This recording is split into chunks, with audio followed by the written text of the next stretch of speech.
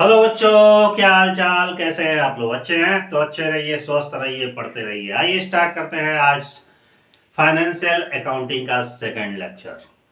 ये BCom first year के लिए है और सेकंड सेमेस्टर का एग्जाम होने वाला है, तो उनके लिए लेक्चर अब कंटिन्यू पड़ेगा, जिसमें से आज है सेकंड, लेखांकन की प्रकृति और क्षेत्र, अर्थात nature and scope of accounting. पहला लेक्चर जा चुका है, ये सेकंड लेक्चर है। जो बच्चे फर्स्ट लेक्चर नहीं देखे हैं वो इस वीडियो के डिस्क्रिप्शन बॉक्स में उसका लिंक दिया रहेगा, वहां से भी आप देख सकते हैं। ठीक है, सबसे पहले हम शुरू करते हैं लेखांकन की प्रकृति व क्षेत्र में कि अकाउंटिंग हमारा होता क्या है, लेखांकन है क्या। सबसे पहले जानते हैं कि लेखांकन है क्या, अकाउंटिंग किसे कहते हैं। ठीक है, ध्यान दीजिएगा, लेखांकन को व्यवसाय की भाषा कहा जाता है। लेखांकन को क्या कहा जाता है? व्यवसाय की भाषा। क्योंकि हमारी जैसे बोलचाल की साधारण जैसे भाषा होती है, जहां हम घर परिवार में रहते हैं और एक बहुत ही सिंपल तरीके से बोलते हैं, जिसमें माने सही उच्चारण की कोई खास आवश्यकता नहीं होती है, बस एक नॉर्मली तरीके से समान हमारी जो बोलचाल की भाषा होती है, ताकि हम एक दूसरे की बातों को समझ सकें। ठीक उसी तरह हिसाब किताब की भी कुछ एक भाषाएं होती हैं, जिसमें हम अपने व्यवसाय के लेन देनों का या जो भी हिसाब किताब होता है उसको अपनी पुस्तकों में, बहियों में, रजिस्टरों में लिखते हैं। और जिस सिस्टम से लिखते हैं वो क्या है? वो उसकी भाषा है, जिसको वही व्यक्ति समझ सकता है जो उस विषय से संबंध रखता है या जानकारी रखता है। तो लेखांकन को क्या कहा जाता है? व्यवसाय की भाषा कहा जाता है। लेकिन प्रश्न हमारा यह है कि हमारा लेखांकन, अकाउंटिंग होता क्या है? अकाउंटिंग का मतलब होता है कि व्यवसाय में जो भी मौद्रिक लेन देने होते हैं, पैसे से संबंधित लेन देन होते हैं, उन लेन देनों का लेखा करना, वर्गीकरण करना, संक्षिप्तीकरण करना, उसका निष्कर्ष निकालना, विश्लेषण व निर्वचन करना को ही क्या कहा जाता है? अकाउंटिंग या लेखांकन कहा जाता है। तो लेखांकन एक तरह से क्या है? सभी व्यवसायिक, ध्यान दीजिएगा, व्यवसायिक लेन देनों का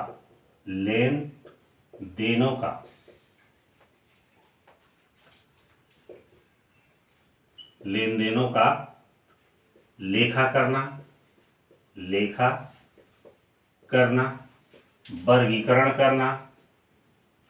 वर्गीकरण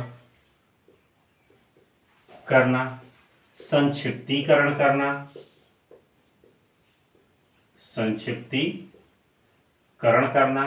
निष्कर्ष निकालना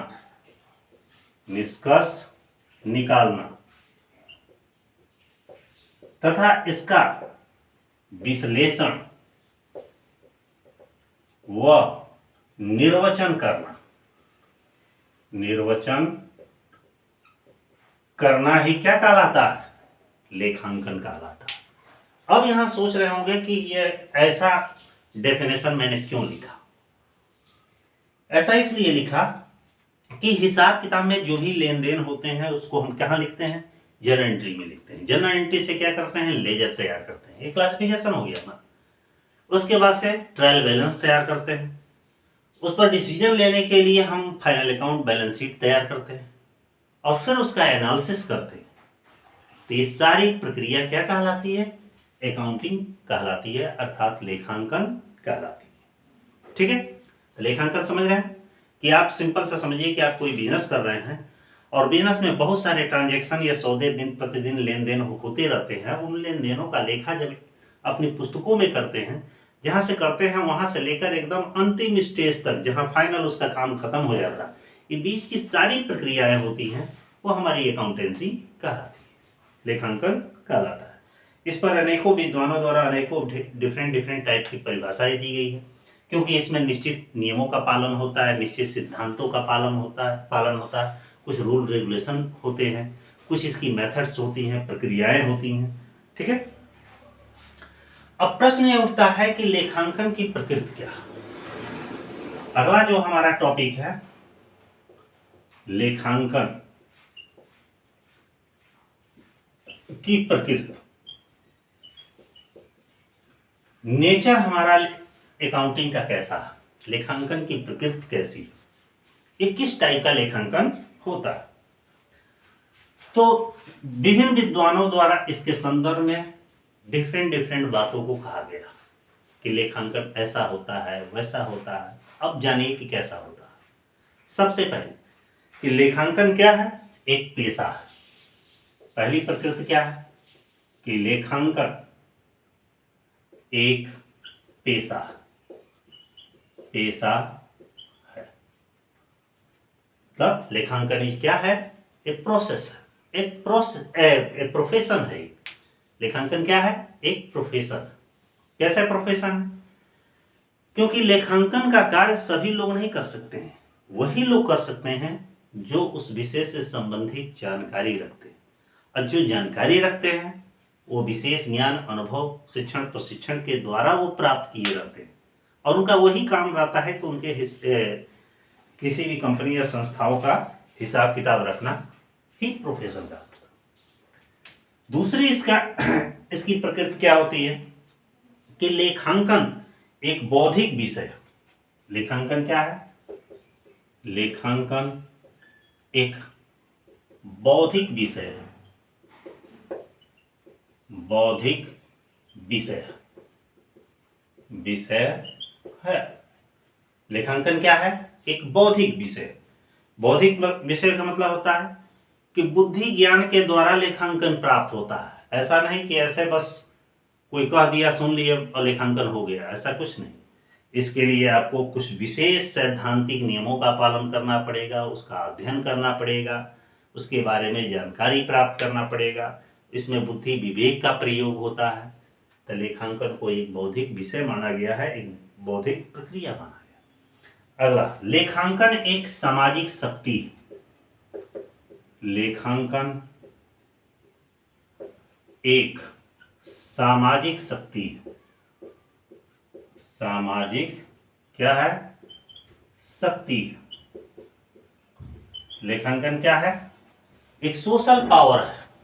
क्यों सोशल पावर है, क्योंकि लेखांकन के द्वारा जो भी व्यवसाय से संबंधित हम सूचनाएं प्राप्त करते हैं और उस सूचनाओं के माध्यम से ही हमें यह जानकारी होती है कि व्यवसाय का स्वामी कौन है, देनदार कौन है, लेनदार कौन है, सरकार के प्रति उसके हितों की रक्षा कैसे की जाती है, सूचनाओं को कैसे प्राप्त किया जा सकता है।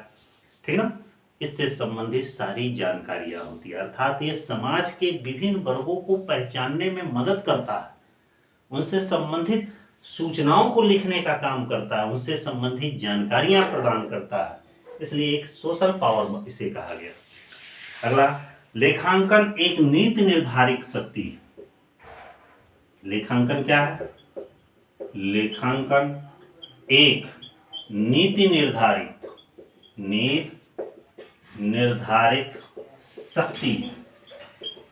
शक्ति है। लेखांकन क्या है, एक पॉलिसी बनाने का कार्य करता है। क्यों, क्योंकि व्यवसाय में जो भी हिसाब किताब किए जाते हैं उन हिसाब किताबों को पुस्तकों में लिखा जाता है, तो उससे बड़ी से बड़ी रणनीतियां तैयार की जाती है, योजनाएं तैयार किए जाते हैं, उस पर कुछ रूल रेगुलेशन बनाए जाते हैं और उसको फॉलो किया जाता है। इसलिए इसे एक नीति निर्धारित शक्ति कहा गया। ठीक है, अब इसी में एक टॉपिक और जान जाइए। ये टॉपिक है हमारा, ठीक ना, कि लेखांकन के क्षेत्र कौन कौन से। लेखांकन के क्षेत्र कौन कौन से, ध्यान दीजिएगा। लेखांकन के क्षेत्र, लेखांकन के बहुत सारे क्षेत्र, माने लेखांकन कहां कहां काम करता है, ठीक ना, इसका एरिया कहां कहां तक है। सबसे पहला लेखांकन का काम होता है कि लेखांकन प्रविष्टियों की जांच करना। मतलब कि व्यवसाय की पुस्तकों में जो हमने एंट्री किया है उस एंट्रियों की जांच करना पहला लेखांकन का एरिया होता है। क्या होता है? पुस्तपालन की प्रविष्टियों की जांच करना पहला इसका क्षेत्र है। पुस्तपालन की प्रविष्टियों की जांच करना,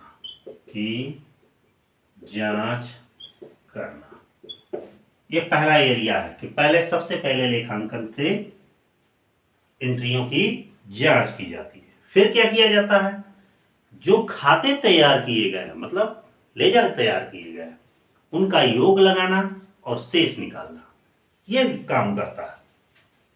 खातों को लिख दे रहे हैं, खातों के योग व शेष निकालना। मतलब इसका क्षेत्र का मतलब है कि यहां यहां लेखांकन का हम प्रयोग करते हैं। अगला क्या है? इन शेषों की सहायता से तलपट तैयार किया जाता है। इसके क्या सहायता से क्या किया जाता है? शेषों की सहायता से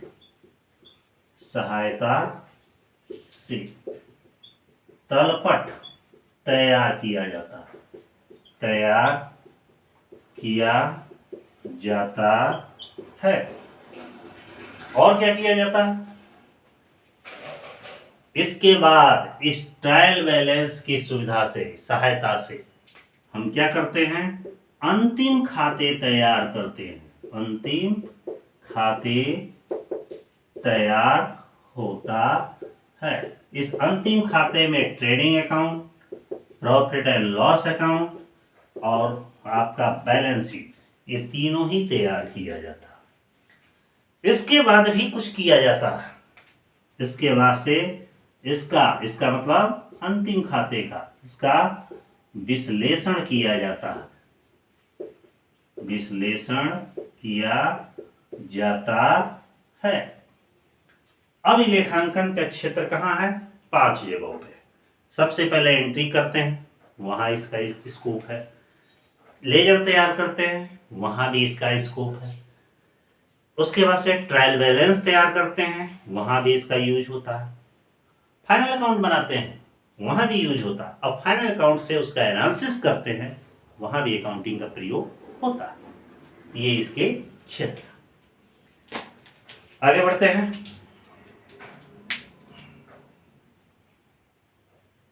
मिटाए इसको।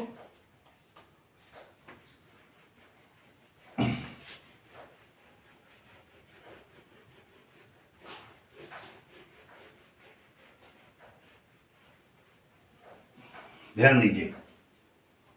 अगला है लेखांकन के उद्देश्य। ये अगला हमारा टॉपिक है लेखांकन के उद्देश्य।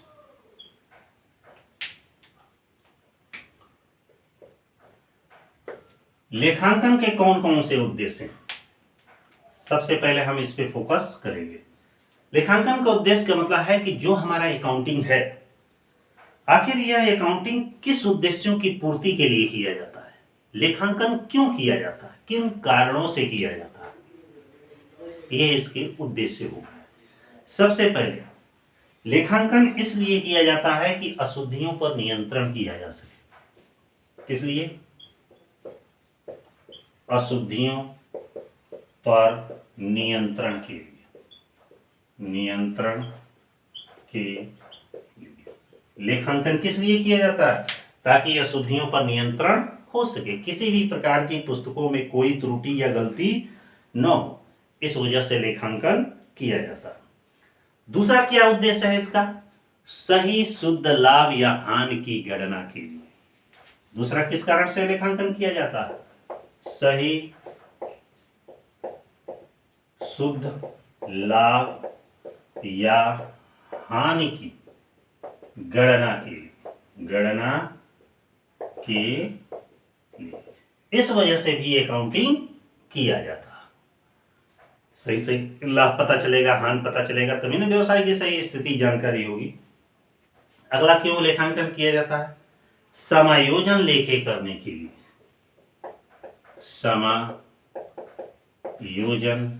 लेखे करने के लेखे के अब सोच रहे होंगे समायोजन लेखे क्या होता है, एडजस्टमेंट एंट्री क्या होती है।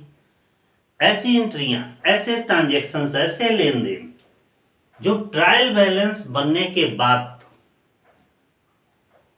आर्थिक चिट्ठा बनने के बाद छूट जाता है, अर्थात उसका लेखा पुस्तकों में नहीं किया गया रहता है, तो उसके अतिरिक्त उसके बाद से जो छूटे हुए लेन देन रहते हैं उसका जब अलग से एंट्री किया जाता है तो ही तो हमारा समायोजन लेखा है, ताकि उसी समायोजन और ट्रायल बैलेंस शीट की सहायता से हम बैलेंस शीट तैयार कर सकते हैं। ठीक ना। तो समायोजन लेखे के लिए भी लेखांकन करना जरूरी है। अगला, व्यवसाय की वित्तीय स्थिति की जानकारी के लिए, व्यवसाय की वित्तीय स्थिति की जानकारी के लिए, स्थिति की जानकारी के लिए, इस वजह से भी हम लेखांकन करते हैं। हमारा फाइनेंशियल स्टेटस क्या है इसके जानने के लिए भी हम अकाउंटिंग का कार्य करते हैं। अगला, कर योग्य आय का निर्धारण के लिए, कर योग्य आय का निर्धारण के लिए मतलब कि हमारी टैक्सेबल इनकम क्या है। ऐसा नहीं कि बिजनेस में जितना इनकम कमाते जाए बस। यदि ज्यादा कमा रहे हैं, इनकम हमारी एनुअल 2.5 लाख रुपए से अधिक है, तो गवर्नमेंट को उस पर टैक्स भी देना पड़ेगा। तो ऐसे टैक्सेबल इनकम ज्ञात करने के लिए भी लेखांकन का कार्य किया जाता है। अगला, वैधानिक उद्देश्यों की पूर्ति के लिए, वैधानिक उद्देश्यों की पूर्ति के लिए जो हमारी लीगल ऑब्जेक्ट है उसकी पूर्ति के लिए, जैसे कि कुछ कंपनियों, कुछ व्यवसायों के लिए लेखांकन करना, हिसाब किताब की पुस्तकें रखना एकदम कंपलसरी है। तो इन उद्देश्यों की पूर्ति भी हो जाती है अकाउंटिंग कार्य करने से। अंकेक्षण कार्य के लिए, अंकेक्षण कार्य के लिए आप सोच रहे होंगे ऑडिटिंग क्या होता है, अंकेक्षण क्या होता है। अंकेक्षण का मतलब होता है, ऐसे समझिए, हिसाब किताब को जो लिखता है लेखाकार, अकाउंटिंग, ठीक है, लेकिन उस लिखे गए हिसाब किताब की कोई जांच भी तो करता है। जब उसकी केवल जांच की जाएगी, उसमें कुछ लिखा पढ़ा नहीं जाएगा, केवल जांच की जाएगी सही है या गलत है, तो ये हमारा ऑडिटिंग कहलाता है। तो लेखांकन जो हमारा है वो ऑडिटिंग का एक आधार प्रस्तुत करता है, ठीक ना। और विभिन्न पक्षकारों को सूचना देने के लिए, विभिन्न पक्षकारों को सूचना देने के लिए भी अकाउंटिंग किया जाता है, ताकि सही जानकारी हमें मिलेगी तभी हम किसी अन्य को कोई सूचना दे सकते हैं। ते लेखांकन के उद्देश्य हो गया। मिटाएं इसको। अगला टॉपिक, अब प्रश्न ये उठता है कि लेखांकन के कौन कौन से कार्य, लेखांकन कौन कौन सा कार्य करता है। लेखांकन के कार्य,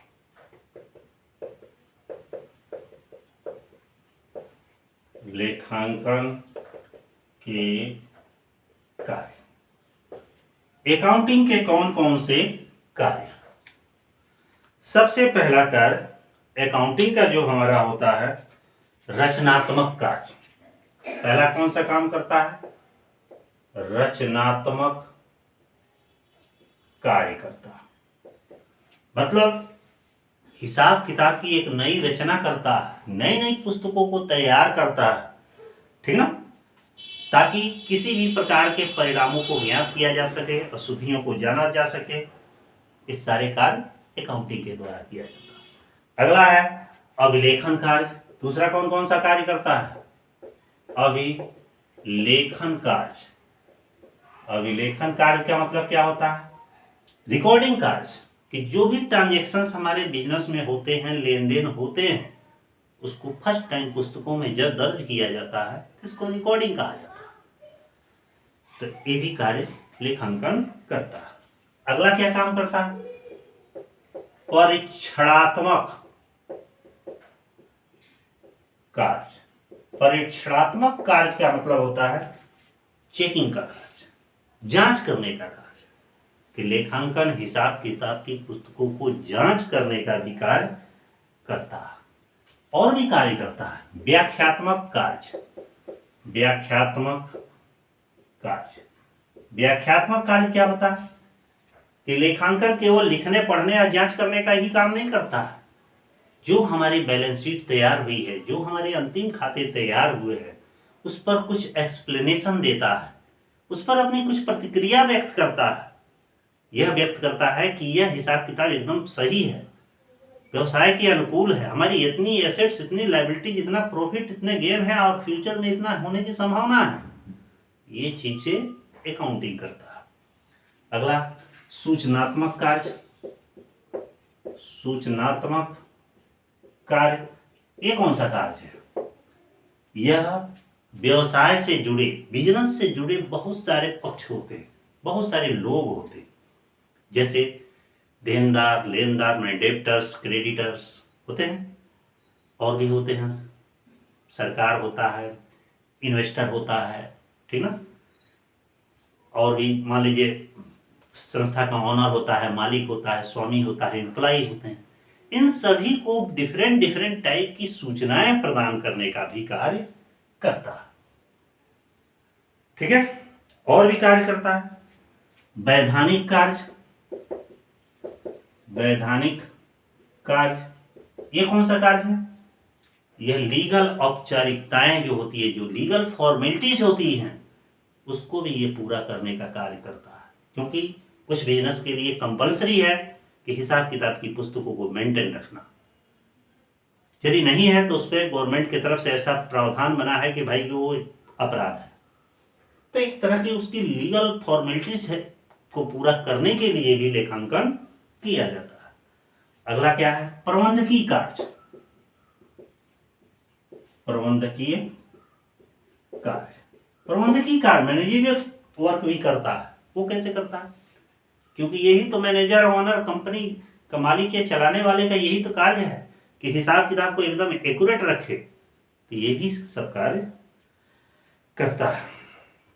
और भी बहुत सारे कार्य हैं, जैसे सामाजिक कार्य, दुनिया भर कार्य, ठीक है। फिलहाल मुख्य इतने ही। अब इसको भी मिटा रहे हैं। अब बढ़ते हैं हम कि लेखांकन आखिर कितने टाइप का होता है, कितने प्रकार का होता है, लेखांकन के कौन कौन से प्रकार। ध्यान दीजिए।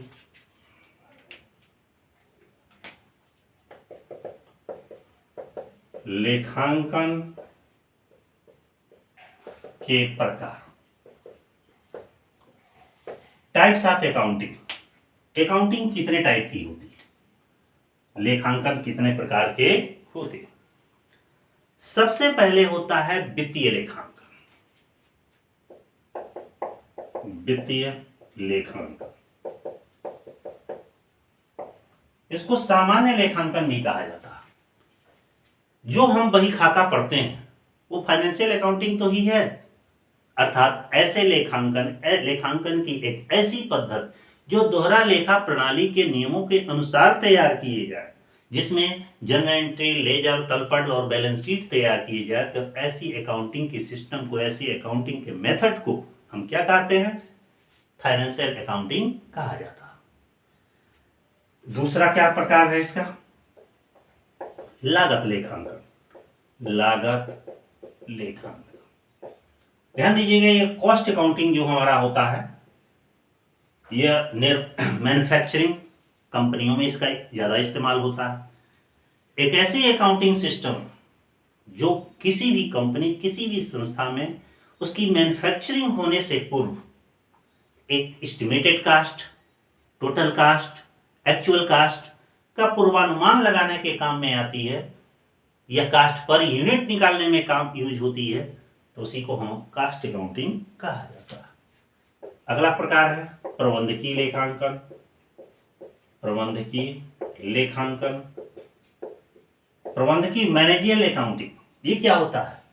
जब किसी संस्था में डिफरेंट टाइप के मैनेजर्स होते हैं, उन प्रबंधकों के द्वारा जो भी कार्य किए जाते हैं, उनकी द्वारा जो स्ट्रेटजी अपनाई जाती है, जो नीतियां, जो पॉलिसी अपनाई जाती हैं कि वो अपने वर्क को कैसे करेंगे, ठीक ना, और वो कैसे करते हैं, कैश फ्लो बना के, फंड फ्लो बना के, उस पर अपना डिसीजन मेकिंग का यूज करके जो किया जाता है, या बजट बना के, तो हमारा प्रबंधकीय लेखांकन होता है। एक इसी तरह होता है कर लेखांकन। कर लेखांकन क्या होता है? Tax accounting. जब किसी भी फर्म या संस्था द्वारा सरकार को जो इनकम कमाई जाती है, तो उस पर सरकार को, गवर्नमेंट को कुछ टैक्स भी देना पड़ता है। तो टैक्स देने के लिए हम पूरे बिजनेस के एक एस्टिमेटेड अनुमान लगाते हैं कि हमारा बिजनेस कितना ग्रोथ कर रहा है, कितनी उसकी प्रॉफिटेबिलिटी है, एनुअल इनकम हमारी क्या हो रही है, उस पर कितना गवर्नमेंट को हम टैक्स पेड कर सकते हैं उसके स्लैब के रेट से के आधार पर। इसके संबंध में जो हिसाब किताब किया जाता है, वो हमारी टैक्स अकाउंटिंग कहलाती है। अगला है सरकारी लेखांकन। सरकारी लेखांकन, ये क्या होता है? Government accounting. जिस तरह एक प्राइवेट पर्सन का अपना बिजनेस होता है, उसी तरह सरकार, चाहे वो केंद्र सरकार हो या राज्य सरकार हो या स्थानीय सरकार, उसके भी बहुत सारे विभाग, मंत्रालय या अदर डिपार्टमेंट्स वगैरह, वहाँ भी बहुत सारे ट्रांजेक्शन्स होते हैं। सरकार जब अपने विभागों के बही खातों की, लेन देनों की हिसाब किताब रखती है, तो क्या कहलाता है? सरकारी लेखांकन कहलाता है। एक होता है सामाजिक लेखांकन। सामाजिक लेखांकन, ये कौन सा अकाउंटिंग होता है? जब समाज में रहने वाले विभिन्न वर्ग, उनकी आर्थिक स्टेटस या उनकी अर्निंग, उनके एक्सपेंसेस, उनके बिहेवियर्स या उनका इकोनॉमिकल स्टेटस के बारे में एनालिसिस किया जाता है, तो हमारा सोशल अकाउंटिंग कहलाता है। ठीक है ना। और एक है मानवीय संसाधन लेखांकन। मानवीय संसाधन लेखांकन, ये क्या होता है? Human resources accounting. नाम है ह्यूमन रिसोर्सेस, मतलब कि पूरे देश में, पूरे देश का, पूरे वर्ल्ड में समझिए, ह्यूमन मतलब हम आप जैसे लोगों का काफी इंपॉर्टेंट रोल है, क्योंकि सब कुछ इन्हीं के तो द्वारा है। ये क्या है? एक तरह से ये बहुत बड़ी एसेट्स है।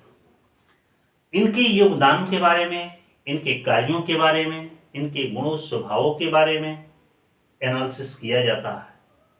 इसलिए किया जाता है कि ये रिसोर्सेस हैं, और रिसोर्सेस का इस्तेमाल हम किस फील्ड में कहाँ तक कर चुके हैं, इनका क्या योगदान, क्या भूमिका है, उसके संबंध में जो अध्ययन किया जाता है वो ह्यूमन रिसोर्सेस अकाउंटिंग कहलाता है। 3 प्रकार थे, मिटाएं इसको। अगला आइए, नेक्स्ट टॉपिक। ये मैं जितना लिख रहा हूं ये सब हेडिंग है। यदि एग्जाम में क्वेश्चन आता है तो इस पॉइंट को हेडिंग बनाइएगा, उसके बारे में 2-2 चर्चा लाइन आप एक्सप्लेन करिएगा। नेक्स्ट हमारा है कि लेखांकन की कौन कौन सी विधियां। लेखांकन की विधियां,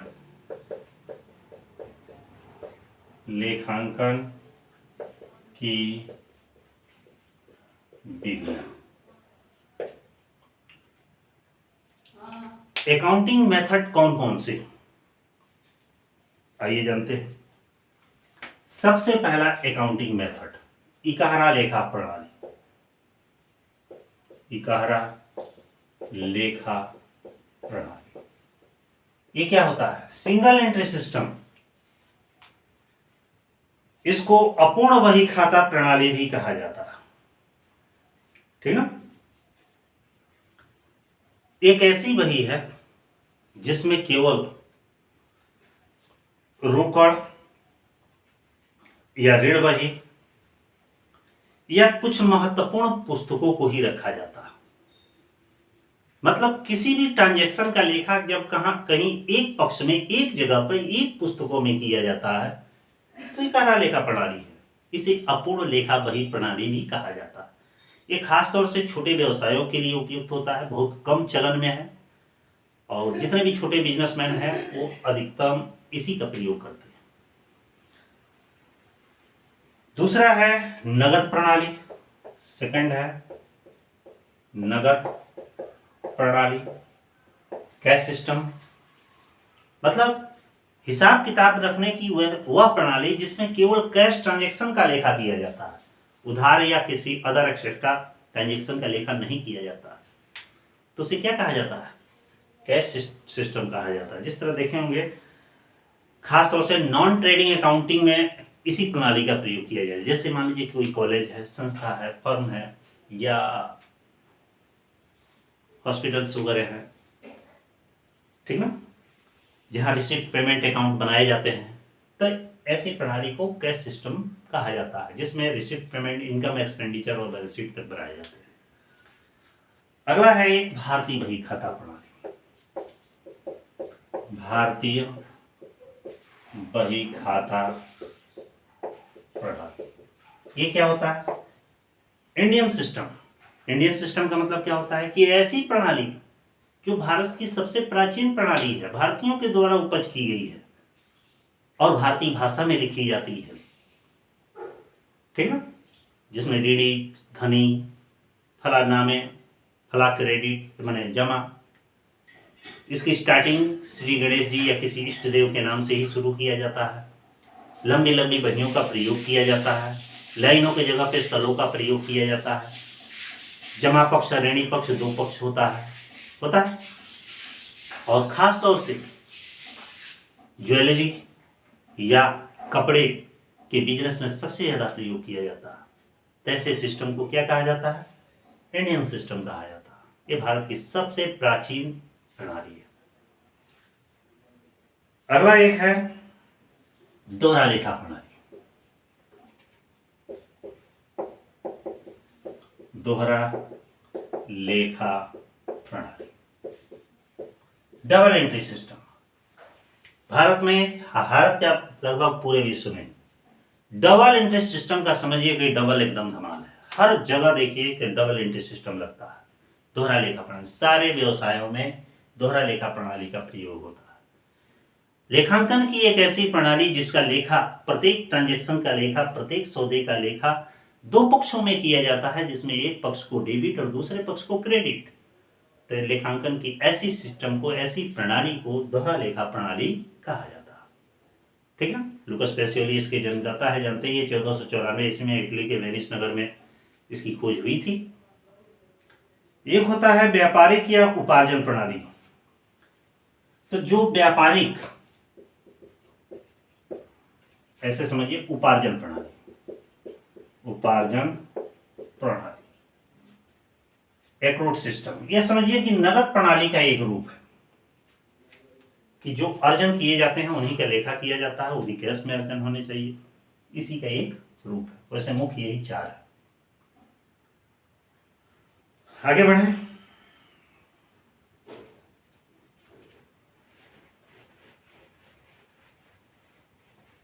अगला जो हमारा टॉपिक है वह है व्यवसाय में लेखांकन की भूमिका। व्यवसाय में लेखांकन की भूमिका, लेखांकन की भूमिका। व्यवसाय में लेखांकन की क्या भूमिका है, अर्थात हमारे जो बिजनेस है उस बिजनेस में इस अकाउंटिंग का क्या रोल है, ठीक ना, और किन किन सेक्टरों में इसका इंपॉर्टेंस है, क्या भूमिका है। देखिए इसकी भूमिका कई सेक्टरों में है। सबसे पहले है आंतरिक प्रबंध लेखांकन में। पहला क्या है? आंतरिक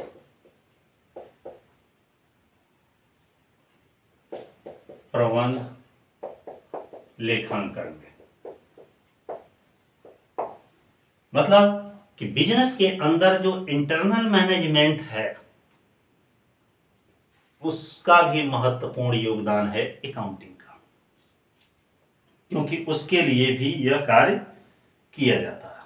तभी ना वो मैनेजर या ऑनर जो चलाने वाला है वो जानेगा हमारे बिजनेस में जो हिसाब किताब है वो कहाँ तक पहुँचा है, क्या उसका स्टेटस है, ठीक ना। अगला सरकार योजना में लेखांकन, दूसरा है योजना में लेखांकन। योजना में लेखांकन का मतलब है कि अकाउंटिंग का मुख्य रोल योजनाएं बनाने में भी। हिसाब किताब रखेंगे, सही स्टेटस पता रहेगा तभी ना हम कोई प्लानिंग करेंगे। जब हिसाब किताब मेंटेन नहीं रहेगा तो प्लानिंग कैसे किया जाएगा। अगला बजट बनाने में लेखांकन। बजट बनाने में लेखांकन, जब भी कोई बजट बनाया जाता है तो अकाउंटिंग को ध्यान में रख के, हिसाब किताब को ध्यान में रखकर ही बजट बनाया जाता है। उत्पाद के लिए लागत लेखांकन। उत्पाद के लिए लागत लेखांकन। देखें हुए कास्ट अकाउंटिंग का जब भी काम किया जाता है तो हमारे जो पुस्तकों में जो प्रोडक्ट होते हैं, चाहे वो रॉ मटेरियल हो चाहे फिनिश गुड्स हो, ठीक ना, या जो भी हो, उसको ध्यान में रखकर हम एक एस्टिमेटेड कास्ट का अनुमान लगाते हैं। लेकिन वो क्यों अनुमान, कैसे अनुमान लगाते हैं। एंट्री हमारे यहाँ की गई है, पुस्तकों में हिसाब किताब में लिखा गया है, हमारे यहाँ वो ट्रांजेक्शन हुआ है, अकाउंटिंग का काम हुआ है, इसलिए इसका भी यहाँ इम्पोर्टेंट है। तो ऐसे ऐसे कई फील्ड में किया जाता है। और भी है रणनीतियां। किसी भी प्रकार की रणनीति बनाने में, रणनीतियां बनाने में भी अकाउंटिंग की महत्वपूर्ण भूमिका है। क्योंकि स्ट्रेटजी कैसे बनेगी, तभी बनेगी जब पुस्तकों में लिखा रहेगा। ठीक है, आगे बढ़ते हैं, बस इतना ही है। प्रश्न इस पे सबसे इंपॉर्टेंट एक चीज ये आता है कि लेखांकन से लाभ क्या। लेखांकन से लाभ,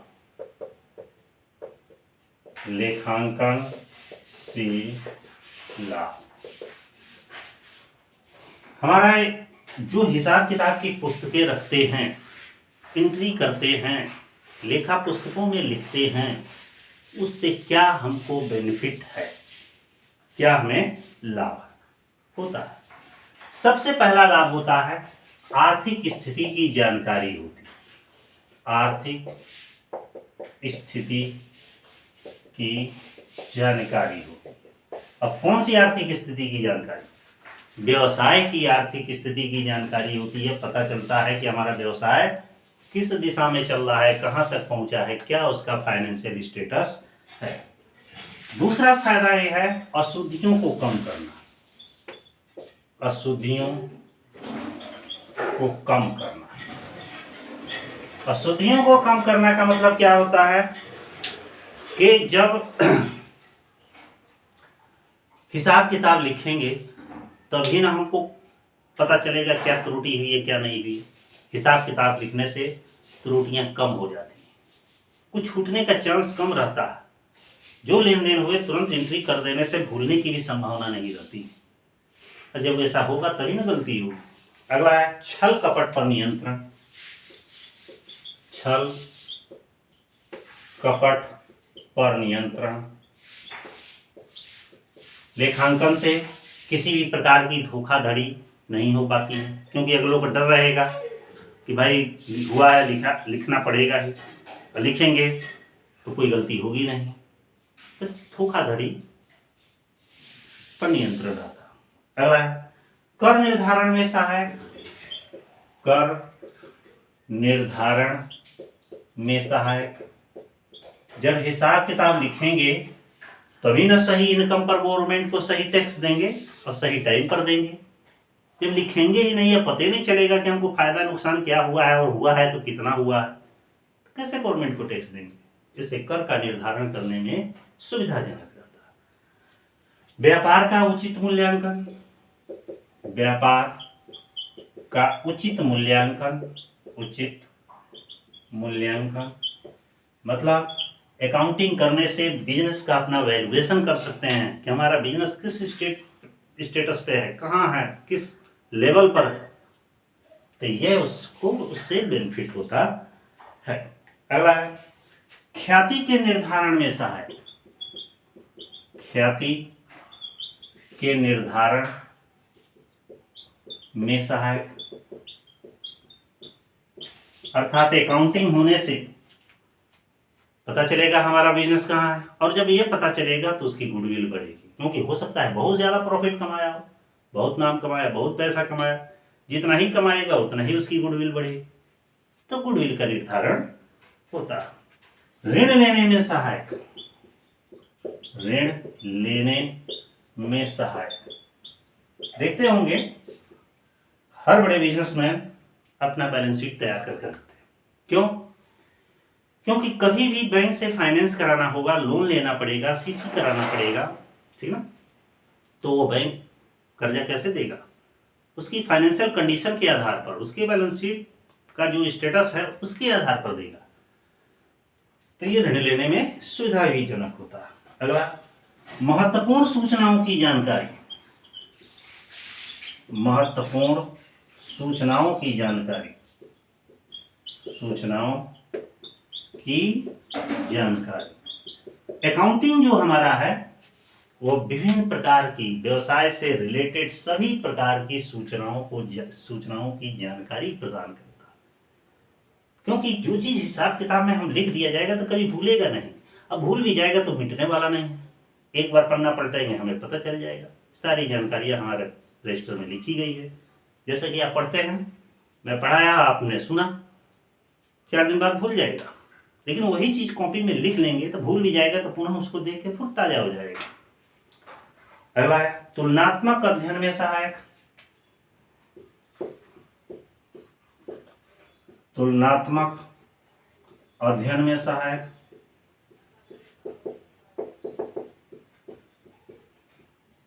यह अकाउंटिंग दो बिजनेस, दो लेन देनों, दो ट्रांजैक्शन, दो संस्थाओं में कंपैरिजन करने का भी काम करता है। दिवालिया घोषित होने में सहायक, बहुत सारा है, बहुत बेनिफिट है, इतना ही काफी। अगला है कि जहां लेखांकन के हमारे कुछ लाभ होते हैं, कुछ बेनिफिट्स होते हैं, कुछ इंपॉर्टेंस होते हैं, वहां उसकी कुछ लिमिटेशंस भी होती है, कुछ सीमाएं या हानियां भी होती है। आइए इसको भी लिख दे।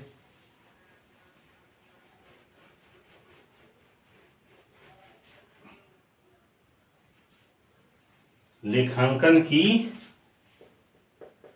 सीमाएं,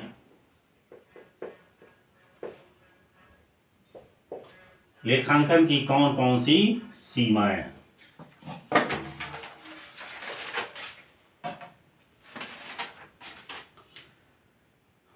देखिए लेखांकन की कौन कौन सी सीमाएं, लेखांकन के जहां कुछ लाभ है वहां उसकी कुछ कमियां भी। एक सेकंड,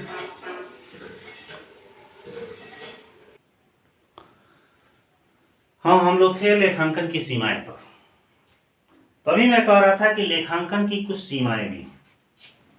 पहली सीमा, पहली दोष क्या है? लेखांकन पूर्णतया निश्चित नहीं है,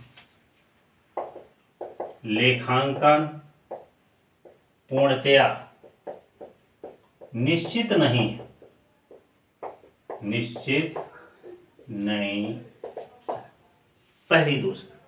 अब सोच रहे होंगे कि लेखांकन पूर्णतया निश्चित नहीं है, इसका मतलब क्या है?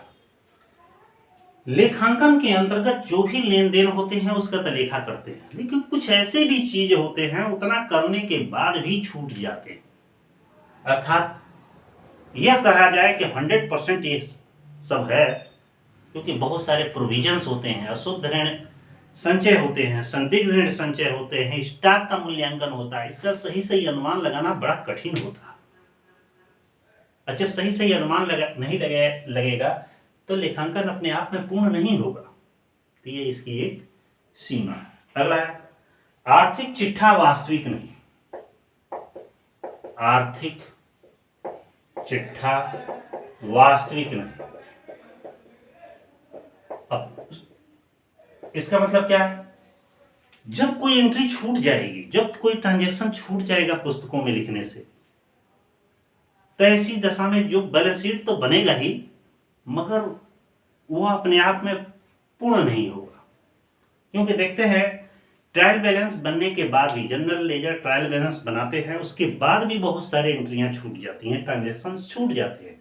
उसके लिए अलग से समायोजन एंट्री करते हैं। अच्छा, उसके बाद इतना छूट सकता है तो उसमें से कुछ तो जरूर छूट जाएगा, या कुछ गलत चीजें हो जाएंगी, कुछ असमंजस की स्थिति बनी रहेगी। तो ऐसी स्थिति में बैलेंस शीट तो हमारा बन जाता है, मगर ये सही स्टेटस की पता नहीं कर पाता।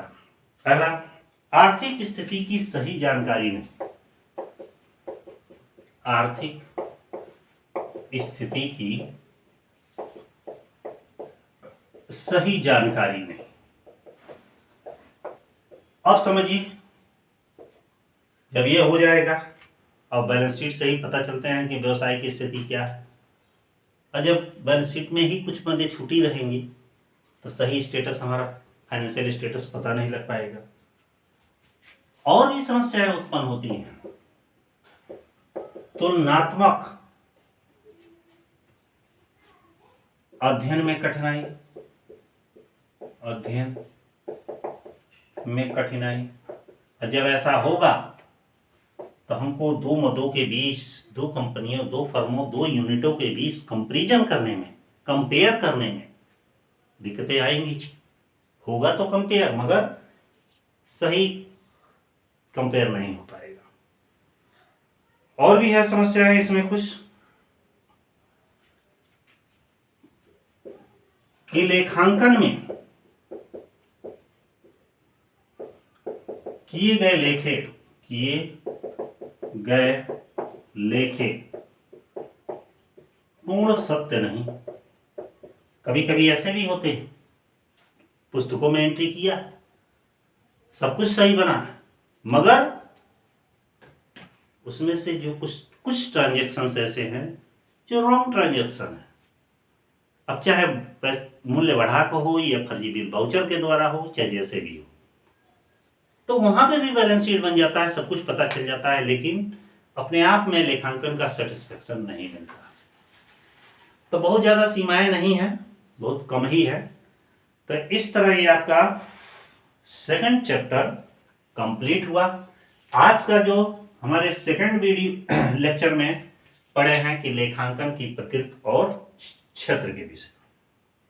तो फिर अगला लेक्चर अगले टॉपिक के अंतर्गत चलेगा।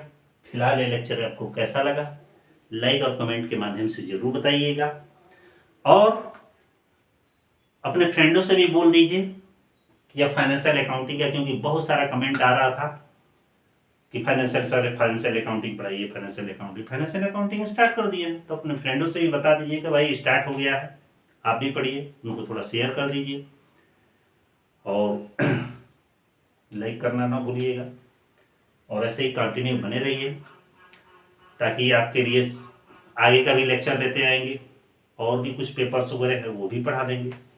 ठीक है, फिर नेक्स्ट वीडियो में बहुत जल्दी ही मिलते हैं, तब तक के लिए